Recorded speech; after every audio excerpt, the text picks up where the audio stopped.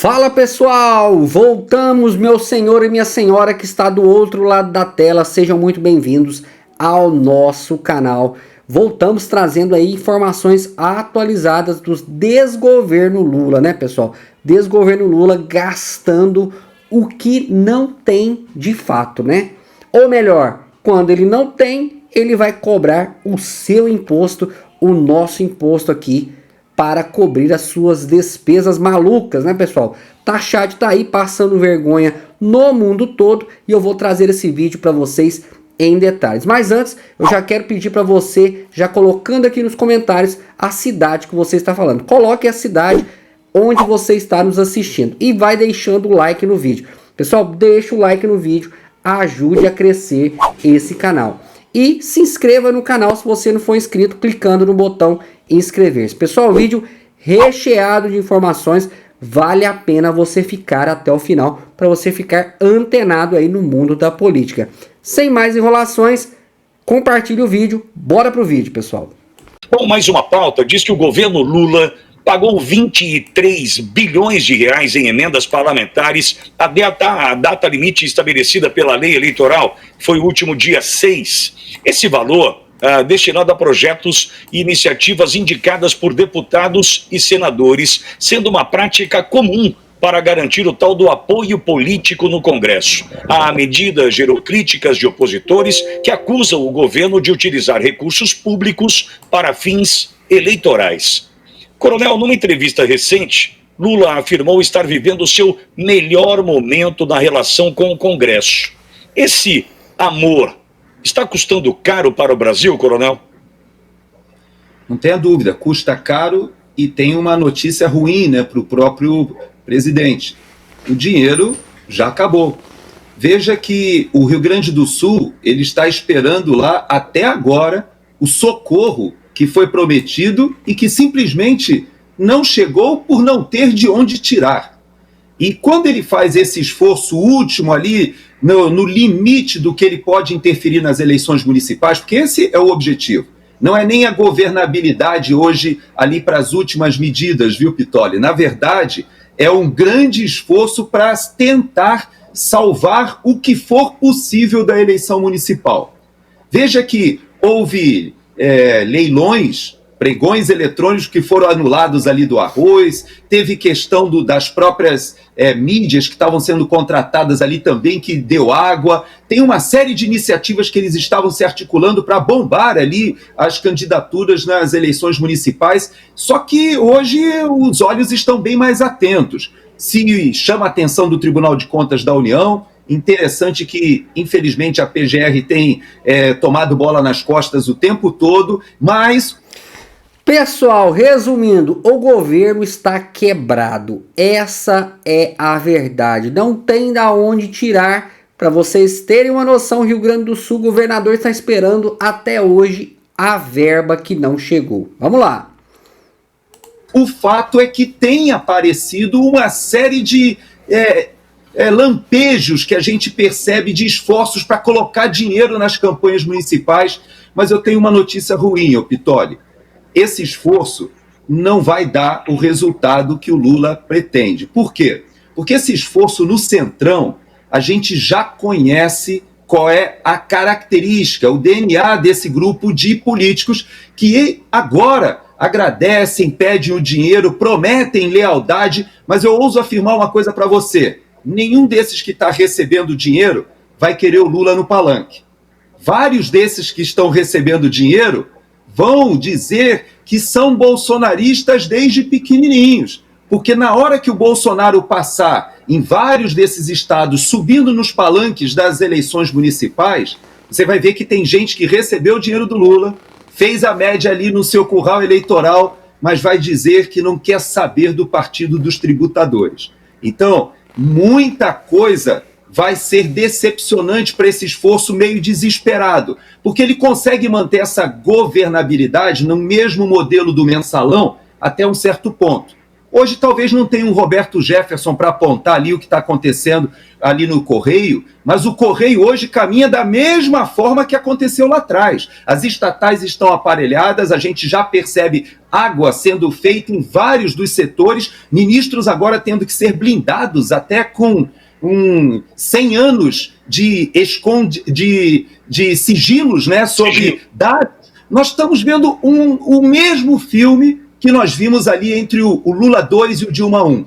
E olha, o dinheiro vai acabar. Acabou no Dilma 2 e vai acabar no Lula 3 ou no Dilma 3 muito mais rápido do que eles poderiam imaginar.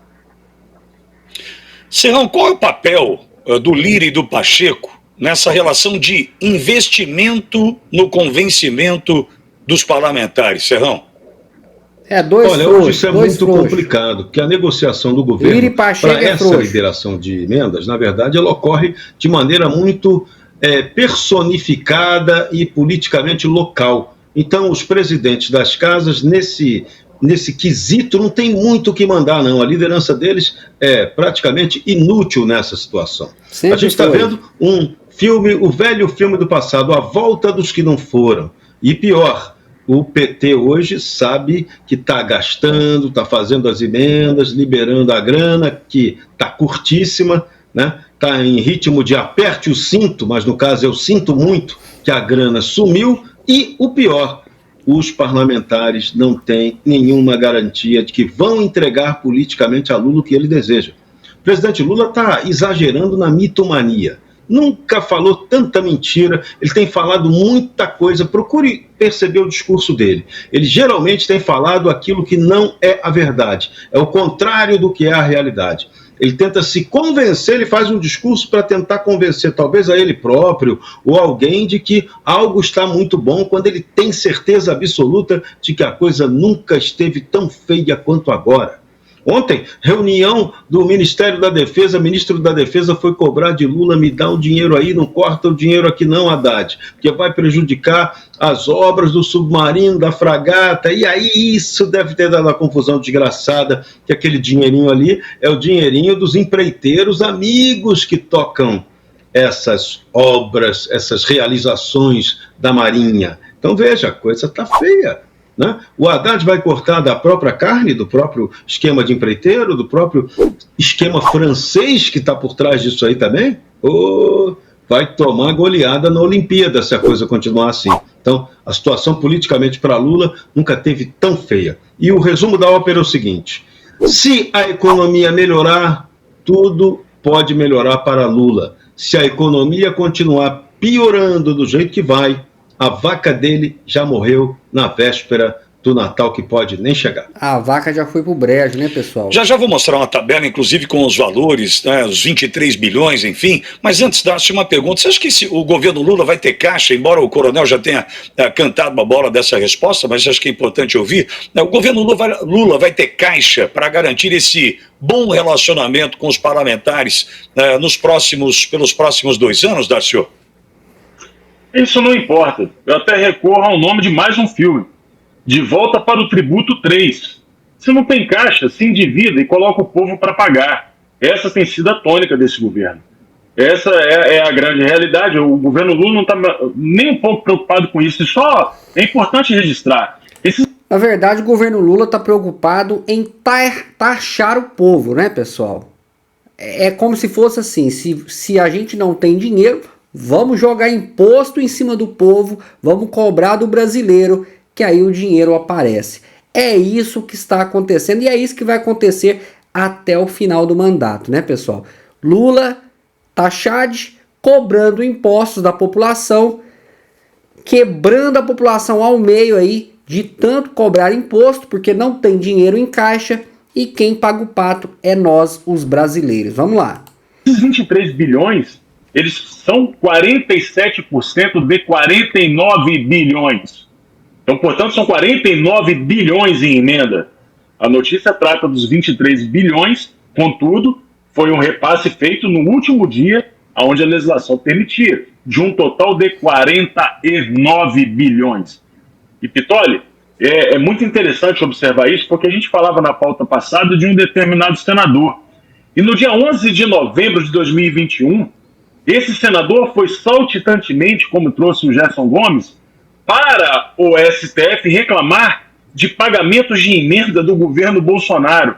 Só que tem um detalhe, tá? É importante a gente ter esse tipo de comparação. Naquele tempo, quando o Congresso pediu mais emendas, o Bolsonaro vetou. E quem derrubou o veto foi o próprio Bolsonaro.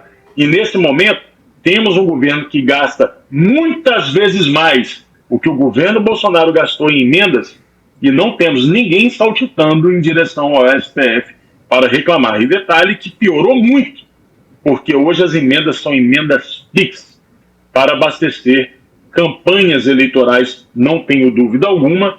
Agora, o mais interessante disso tudo vai ser o pós-eleição, que, como trouxe o Serrão, depois que passar a festa, vamos ver se o Centrão continuará de mãos dadas com o PT. Vamos aguardar, Pitório. A gente tem uma tabela apresentando essas emendas e como elas foram colocadas e a subida das emendas, né, fazendo essa comparação, os números da tela. E enquanto os números estão aí para degustação dos nossos espectadores, Coronel, tem um dado que foi apontado pelo Estadão tempos atrás, salvo engano, 30 dias, dizendo o seguinte, o que me espantou: o partido que mais recebeu recursos dessas emendas foi o PT. Aí eu tentei entender o seguinte, se é investimento do convencimento do parlamentar, por que é que o PT tem que investir no PT para votar nas pautas do PT? Aí o Darcy fez a fala sobre campanhas eleitorais. O PT investindo no PT tem um cheiro estranho, não tem não, Coronel? Tem um cheiro estranho e é um ato de desespero, porque eu ouso afirmar também que o desempenho da esquerda que nós vimos em 2020, ele será ainda pior agora em 2024, apesar de todo esse dinheiro e apesar do PT estar assumindo as rédeas no governo federal do próprio orçamento. Veja por que eu faço essa afirmação. Porque em 2020, em que o PT estava na oposição, e quando você está na oposição, você tem muito mais liberdade, porque você não precisa do Congresso Nacional. Esse apoio do Congresso Nacional é muito complexo na política brasileira, porque cada estado e cada região tem uma configuração completamente diferente. E quem descobriu isso muito cedo foi o MDB, o PMDB. Você vê que o PMDB ele não tem a tradição de lançar presidentes, por quê? Porque a coisa mais difícil no país é você conseguir uma articulação nacional, porque cada estado tem os seus caciques, suas idiosincrasias, suas alianças locais que não tem nenhuma lógica ideológica, partidária, nada disso. Então, quando ele faz esse investimento, o Pittoli, ele está realmente numa atitude desesperada. Eu creio que o PT terá grande chance de ver o avanço do Centrão novamente, porque foi o que aconteceu em 2020, mas agora, quem está sofrendo o problema de não subir no palanque não é mais o Bolsonaro, porque lá em 2020 ele não pôde subir no palanque de ninguém. Mas agora, quem não pode subir no palanque é o Lula. Então, hoje, quem vai nadar de braçada nessa eleição será o Centrão.